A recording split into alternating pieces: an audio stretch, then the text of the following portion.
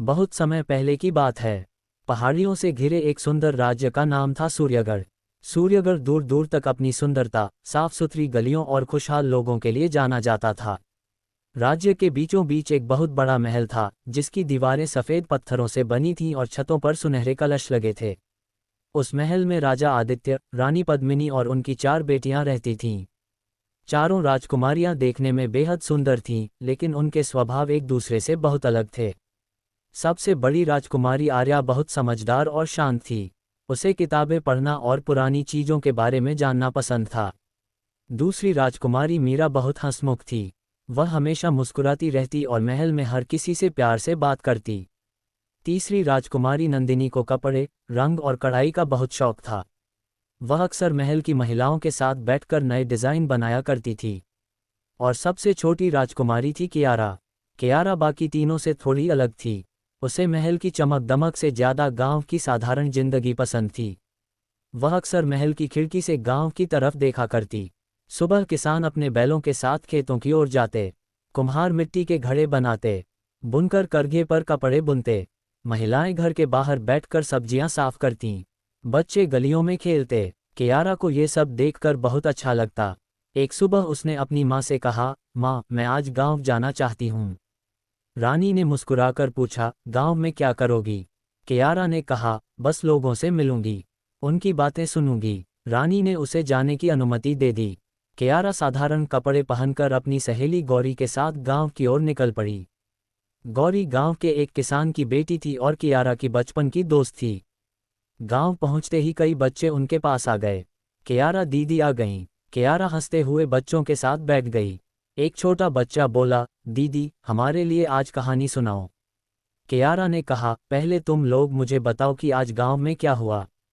बच्चों ने एक साथ बोलना शुरू कर दिया। कोई अपने घर की मुर्गी की कहानी बताने लगा, कोई अपने पिता के खेत की। तभी गौरी ने कियारा को धीरे से कहा, तुम्हें पता है, गांव में एक बड़ी परेशानी चल रही है। कियारा ने पूछा, क्या हुआ? गौरी ने सामने की तरफ इशारा किया। वहां गांव के कुछ किसान परेशान होकर बैठे थे। कियारा उनके पास पहुंची। एक किसान ने उसे देखकर उठने की कोशिश की। कियारा ने कहा, चाचा, आप बैठे रहिए, बताइए क्या हुआ। किसान हरिराम ने दुखी होकर कहा, राजकुमारी, इस साल हमारी फसल तो अच्छी हुई है, लेकिन बाजार में हमें सही दाम नहीं मिल रहा। दूसरे किसान ने कहा, व्यापारी गांव में आकर बहुत कम कीमत बताते हैं, मजबूरी में हमें फसल बेचनी पड़ती है। कियारा ने पूछा, क्या आप लोग अपनी फसल सीधे शहर में नहीं बेच सकते? हरिराम ने सिर हिलाया, शहर बहुत दूर है, हमारे पास अपना वाहन नहीं है। एक किसान अकेले जाए तो खर्च बहुत पड़ता है। कियारा कुछ देर सोचती रही। उसने पूछा, अगर गांव के सारे किसान मिलकर अपनी फसल शहर ले जाएं तो? सभी किसान एक दूसरे का चेहरा देखने लगे। हरिराम बोला, बात तो सही है, लेकिन कोई व्यवस्था नहीं है। कियारा ने कहा, तो व्यवस्था बनानी होगी। गौरी मुस्कुराई, मुझे पता था कि तुम कुछ न कुछ सोचोगी। कियारा ने उसी दिन गांव के लोगों की एक बैठक बुलाने का फैसला किया। शाम को गांव के बड़े बरगद के नीचे सभी लोग इकट्ठा हुए। किसान आए, कुम्हार आए, बुनकर आए, दुकानदार आए, महिलाएं आईं, बच्चे भी दूर खड़े होकर सब सुनने लगे। कियारा ने कहा, अगर हम सब मिलकर काम करें तो शायद गांव की समस्या हल हो सकती है। एक बुजुर्ग ने पूछा, लेकिन कैसे? कियारा ने जमीन पर लकड़ी से एक चित्र बनाया। किसान अपनी फसल अलग अलग बेचने की बजाय मिलकर एक जगह रखेंगे, फिर एक साथ शहर भेजेंगे। हरिराम ने कहा, लेकिन शहर में बेचने की जिम्मेदारी कौन लेगा? गौरी ने कहा, गांव के कुछ पढ़े लिखे युवक ये काम कर सकते हैं। गांव के युवक मोहन ने हाथ उठाया, मैं मदद करूंगा। उसके साथ 3 और युवकों ने भी हामी भर दी। कियारा खुश हुई, लेकिन तभी गांव का एक व्यापारी धनराज वहां आया। धनराज कई वर्षों से गांव के किसानों से फसल खरीदता था। उसने कहा, राजकुमारी जी, गांव वालों को ऐसे सपने मत दिखाए। शहर में फसल बेचना इतना आसान नहीं है। कियारा ने शांत स्वर में कहा, हम कोशिश तो कर सकते हैं। धनराज हंसकर बोला, अगर असफल हो गए तो? कियारा ने कहा, तो अपनी गलती से सीखेंगे। धनराज वहां से चला गया, लेकिन उसके मन में कियारा की बात खटक गई। अगले कुछ दिनों में गांव के लोग मिलकर योजना बनाने लगे। किसानों ने अपनी फसल का हिसाब लिखना शुरू किया। महिलाओं ने घर में बने पापड़, अचार और मसाले अलग रखे। कुम्हारों ने सुंदर मिट्टी के बर्तन तैयार किए। बुनकरों ने हाथ से बने कपड़े तैयार किए। गांव के युवाओं ने शहर के बाजार के बारे में जानकारी जुटाई। कियारा हर दिन गांव आती और सबके काम में मदद करती। एक दिन कियारा ने नंदिनी को भी गांव बुलाया। नंदिनी ने गांव की महिलाओं के बनाए कपड़े देखे। वह बहुत प्रभावित हुई। उसने कहा, ये कपड़े तो शहर में बहुत पसंद किए जा सकते हैं। एक महिला ने कहा, लेकिन हमें बेचने का तरीका नहीं पता। नंदिनी ने सुझाव दिया, हम कपड़ों पर सुंदर डिज़ाइन और कढ़ाई कर सकते हैं। मैं आपको कुछ नए डिज़ाइन सिखाऊंगी। महिलाओं के चेहरे खिल उठे। धीरे धीरे गांव में काम बढ़ने लगा। कुछ महिलाएं कपड़े बनाने लगीं, कुछ अचार बनाने लगीं, कुछ मिट्टी के बर्तन सजाने लगीं। किसानों ने अनाज और सब्जियां तैयार कीं। बच्चों ने गांव के बाहर लगे पुराने पेड़ों के नीचे एक छोटी सी जगह साफ करके उसे बाजार जैसा बना दिया। कियारा ने उस जगह का नाम रखा, हमारा गांव बाजार। पहले दिन बहुत कम लोग आए, दूसरे दिन थोड़े ज़्यादा, तीसरे दिन शहर से कुछ ग्राहक आने लगे। लोगों को गांव के हाथ से बने सामान बहुत पसंद आए। लेकिन उसी समय एक समस्या खड़ी हो गई। किसानों को पता चला कि उनकी फसल शहर तक पहुंचाने वाला वाहन आखिरी समय पर नहीं आ रहा।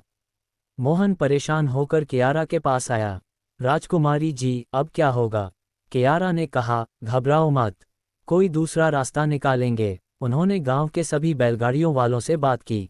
किसी के पास एक बैलगाड़ी थी, किसी के पास दो, किसी के पास छोटा वाहन। सबने मिलकर अपनी अपनी गाड़ियां लगाने का फैसला किया।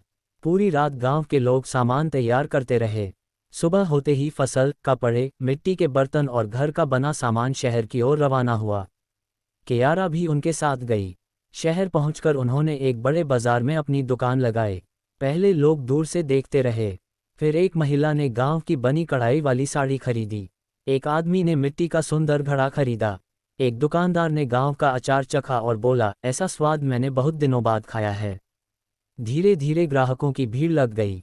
उस दिन गांव का लगभग पूरा सामान बिक गया। जब वे वापस लौटे तो गांव के लोग रास्ते में उनका इंतजार कर रहे थे। जैसे ही बैलगाड़ियां गांव में पहुंची, सब खुशी से झूम उठे। हरिराम किसान की आंखों में आंसू थे। उसने कहा, आज पहली बार हमारी मेहनत की सही कीमत मिली है। कियारा मुस्कुराए, लेकिन धनराज ये सब दूर खड़ा देख रहा था। उसे चिंता होने लगी। अगर किसान अब सीधे शहर में सामान बेचने लगे तो उसका व्यापार बंद हो सकता था। उसने गांव में अफवाह फैलानी शुरू कर दी। राजकुमारी कुछ दिनों बाद सबको छोड़कर महल चली जाएंगी। फिर गांव वाले क्या करेंगे? राजकुमारी के भरोसे मत रहो। धीरे धीरे कुछ लोगों को उसकी बात सही लगने लगी। एक शाम गांव की बैठक में एक बुजुर्ग ने कहा, राजकुमारी कल यहाँ होंगी, लेकिन हमेशा तो नहीं रहेंगी। हमें अपना काम खुद संभालना सीखना होगा। कियारा ने उनकी बात सुनी और मुस्कुराए। चाचा, यही तो मैं चाहती हूँ। सब लोग उसकी ओर देखने लगे। कियारा ने कहा, मैं नहीं चाहती कि गांव हमेशा मेरी मदद पर निर्भर रहे। मैं चाहती हूँ कि गांव के लोग खुद इतने मजबूत बने कि किसी की जरूरत ना पड़े। उस दिन उसने गांव के लोगों को अलग अलग जिम्मेदारियां बांट दीं। मोहन और उसके साथी शहर के बाजार का काम संभालने लगे। महिलाओं ने अपने सामान का समूह बनाया। किसानों ने मिलकर अनाज बेचने की व्यवस्था बनाई। कुम्हारों ने अपनी अलग दुकान शुरू की। बुनकरों ने मिलकर कपड़ों का काम संभाला। कुछ महीनों में सूरजगढ़ का छोटा सा गांव आसपास के कई गांवों के लिए उदाहरण बन गया। लेकिन एक दिन अचानक खबर आई कि राजा आदित्य बहुत चिंतित हैं। राजा ने दरबार में कहा, राज्य के कुछ पुराने व्यापारी गांव वालों के खिलाफ शिकायत कर रहे हैं। उनका कहना है कि गांव के लोग नियम तोड़कर बाजार में सामान बेच रहे हैं। कियारा को दरबार में बुलाया गया। राजा ने पूछा, क्या ये सच है? कियारा ने कहा, पिताजी, हमने किसी का नियम नहीं तोड़ा। हमने केवल अपनी मेहनत का सही मूल्य पाने की कोशिश की है। राजा ने कहा, लेकिन व्यापारियों का कहना है कि गांव वालों को व्यापार की समझ नहीं है। तभी हरिराम किसान आगे आया। उसने कहा, महाराज, हमें व्यापार की पूरी समझ नहीं थी, लेकिन हमने सीख ली है। मोहन ने भी कहा, हमने सभी सामान का हिसाब रखा है। महिलाओं ने अपने बनाए सामान की सूची दिखाई। कुम्हारों ने अपनी बिक्री का हिसाब दिखाया। राजा ने सब कुछ ध्यान से देखा। फिर उन्होंने कहा, मुझे लगता है कि गांव वालों ने कोई गलती नहीं की। धनराज को ये बात बिल्कुल पसंद नहीं आई, लेकिन वह चुप रहा। कुछ दिनों बाद राज्य में सबसे बड़ा वार्षिक उत्सव आने वाला था। राजमहल में उत्सव की तैयारियां शुरू हो गईं। राजकुमारियों को नए कपड़े दिए गए। महल सजाया गया। दूर दूर से मेहमान आने वाले थे। कियारा ने अचानक कहा, इस बार उत्सव में गांव के लोगों को भी बुलाया जाना चाहिए। राजा ने कहा, क्यों नहीं? कियारा ने कहा, क्योंकि वे भी हमारे राज्य का हिस्सा हैं। उत्सव के दिन गांव के लोग महल पहुंचे। किसान अपने अनाज और फलों की टोकरी लेकर आए। कुम्हार सुंदर बर्तन लेकर आए। बुनकर रंगीन कपड़े लेकर आए। महिलाएं अपने हाथ से बनाए पकवान लेकर आईं। बच्चों ने फूलों से सजावट की। महल पहली बार गांव की खुशबू से भर गया। चारों राजकुमारियां भी बहुत खुश थीं। मायरा बच्चों के साथ खेल रही थी। नंदिनी गांव की महिलाओं के साथ कपड़ों की प्रदर्शनी लगा रही थी। आर्या किसानों के बच्चों को किताबें दिखा रही थी। कियारा सबको देखकर मुस्कुरा रही थी। तभी राजा आदित्य मंच पर आए। उन्होंने पूरे राज्य के लोगों को संबोधित करते हुए कहा, आज मुझे अपने राज्य पर गर्व है, क्योंकि मैंने देखा है कि जब महल और गांव साथ खड़े होते हैं तो पूरा राज्य मजबूत हो जाता है। उन्होंने कियारा को अपने पास बुलाया।